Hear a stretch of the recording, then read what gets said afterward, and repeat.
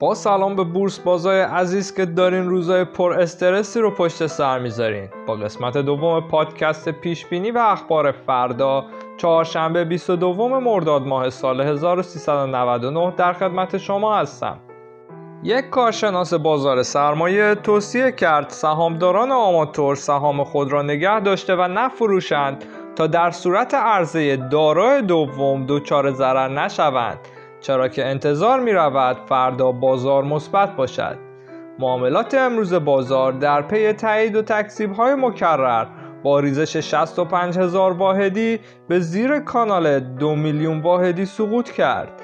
این در حالی است که در پیشبینی امروز بازار نیز یکی از کارشناسان تاکید کرده بود بازار در گروه پالایشگاهی ها شاهد صف فروش خواهد بود، اما جمع شدن صف فروش در برخی از سهام ها و حتی سهم های بزرگی که شاهد اصلاح بودند به انتشار اخبار و بیانیه ها بستگی دارد.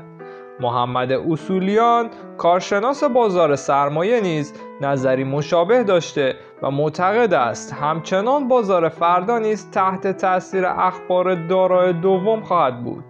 وی حجم فروش را در ساعات ابتدایی بازار فردا کمتر دانست و اظهار کرد در صورتی که اخبار مربوط به دارای دوم تایید شود روند بازار مجددا مثبت خواهد شد و بازار سبز خواهد بود.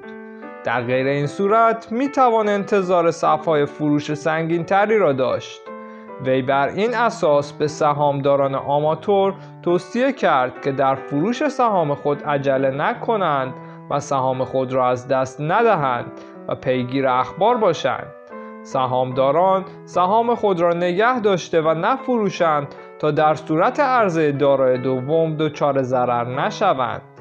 این کارشناس بازار سرمایه بار دیگر تاکید کرد که در صورت عرضه صندوق ETF دوم بازار به روند مثبت بازگشته و شاخص کانال 2 میلیون واحد را پشت سر خواهد گذاشت. اگه دوست دارید که از پادکست ما که هر شب منتشر میشه مطلع بشین، لطفاً کانال ما رو سابسکرایب کنید و روی زنگوله کلیک کنید تا با نوتیفیکیشن از پادکست های بعدی مطلع بشید. و همینطور اگه مطالب این پادکست براتون مفید بوده لطفاً ویدیو رو لایک کنید تا به ما برای ادامه کارمون انرژی بدید.